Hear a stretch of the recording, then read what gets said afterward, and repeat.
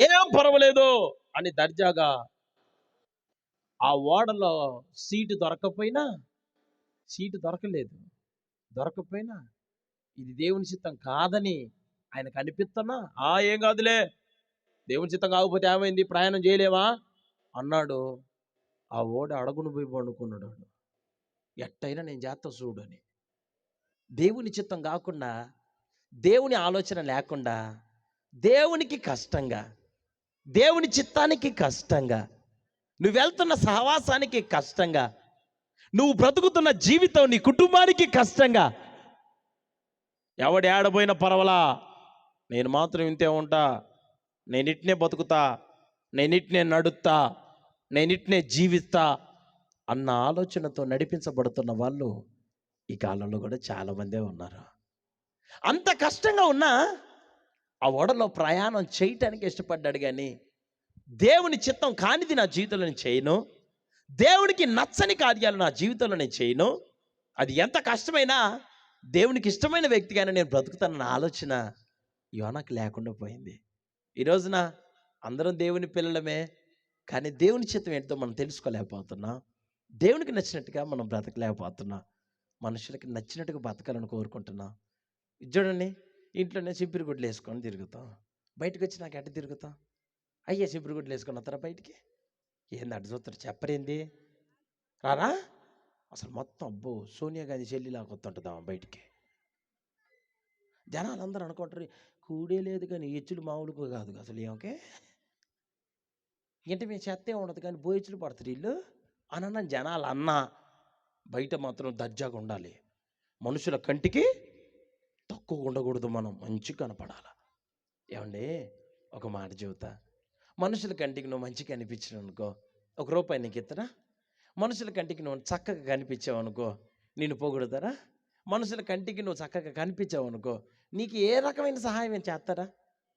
ఏ సహాయం చేయకుండా ఇంకా ఇంకా నీ ఎదుగుదల చూసి నువ్వు నాశనం కావాలని, నీ కుటుంబం మొత్తం ఊడ్చుకొని శుభ్రంగా పోవాలని, అవసరమైతే కల్లేపల్లి మల్లెపల్లి పోయి శాతపడి కూడా చేయించుకొని వస్తారు వాళ్ళు, మన కొంప కొల్లేరు కావటానికి. ఏమండి, మనిషి కంటికి ఎంతైనా చాలా ఇంపుగా ఉండటానికి మనం కనపరచబడుతున్నావే, ఇంట్లో ఉన్నట్టుగా బయట ఉండట్లేదే. మనుషులందరి దృష్టిలో మనం తిన్నా తినకుండా బయటికి బాగుంటున్నాం. నేను ఒక మాట అంట, దేనికి పనికిరాని మనుషుల ముందు మనం ఎట్టుంటే అన్ని జీవితాలను, పరిస్థితులను, స్థితిగతులను మార్చగలిగిన దేవుని కంట్లో ఇంకెంత ఇంపుగా బతకాలి మనం. ఆయన కంట్లో ఎంత ఇష్టంగా ఉండాలి నాకు చెప్పరా మీరు? ఒక మాట మీరు చెప్పండి. మనుషులు చూస్తారన్న భయం ఉంది, మనుషుల ముందు పరువు పోయిద్దేమోనన్న ఆలోచన ఉంది, దేవుడు చూస్తున్నాడేమోనన్న భయం ఉందండి మనకి. నిజంగా మీరు చెప్పండి, అబద్ధం అనకుండా చెప్పండి. ఏంది మీరు ఉన్నారా లేరా? మీ పేరే ఉన్నావా? అది ఉన్నారా? మరి చెప్పండి. నీకు దేవుని భయమే కనుక ఉన్నట్టే నువ్వు పాపం ఎందుకు చేస్తావు? దేవుని భయమే ఉంటే నువ్వు మందిరానికి లేటుకి ఎట్టొస్తావు? దేవుని భయమే నీలో ఉంటే దేవునికి విరోధమైన కార్యాలు వెడి చేస్తావు. దేవుని భయమే నీకుంటే నువ్వు ఇచ్చే ఆ రోత కానకి ఎట్టెత్తావు? అసలు కొంతమంది అయితే అస్సలు తప్పిపోయిన కుమారుని ఎతికినట్టు ఎతుకుతుండ్రు. నేను కూటానికి పోయి వెనకాల కూర్చున్నా, సందా పడుతుండ్రు. నన్నే పాస్టర్ గారు, నేను పిలిచిన పాస్టర్ గారు నేనే అని ఆమెకు తెలియక వెనకాల నుంచి నన్ను పిలుస్తుంది. వెనకాల నుంచి ఇట్లా అంటుంది, బాయ్ అన్న. నేను ఇటు కూర్చున్నాను, ఇటు తిరిగిన, ఏందని ఇటు చూసిన అంటుంది. అంటుంది ₹10 చిల్లర అంటుంది. సైతాన్ అన్న, నీకేం పుట్టింది? నేనేమనుకున్నా, సరేలే పిల్లలకి అనుకొని పెట్టడానికి అయిందమ్మా, ఏంది ఎవరికి పిల్లలకి అని అంటే, సాందా ఏమంటుండ్రు ఏనలేదా, సందా సందా సందా ఏమనాలా పాటగా చెప్పి వినపట్లే, వినొత్తలేదా ఇందు నీకు? నేను నువ్వు ఎంత వేస్తావు ఇప్పుడు? 5. నేను 10 మీద పాట రాసిన, 5 మీద నేనేం రాయాలి ఇంక పాట? నేను రాయగలిగినంత అట్టడుగులోకి 10కి దాకా వచ్చి దిగి నేను పాట రాస్తే నా 10 పాటలు కూడా కొట్టేసి 5కి రాయమంటారు ఇప్పుడు. ఎంత ఘోరం, ఎంత ఇడ్డూరం, ఎంత ఎటకారం.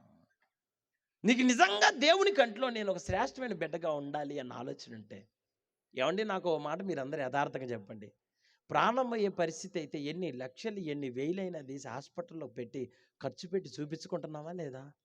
ఏది మాట్లాడలేదండి. మరి పరలోకం పోయేదండి ఇది. ఒక దేవుని సన్నిధిలో ఒక కానుక ఇవ్వటం అంటే ఒక భాగ్యం అనుకోవాలా.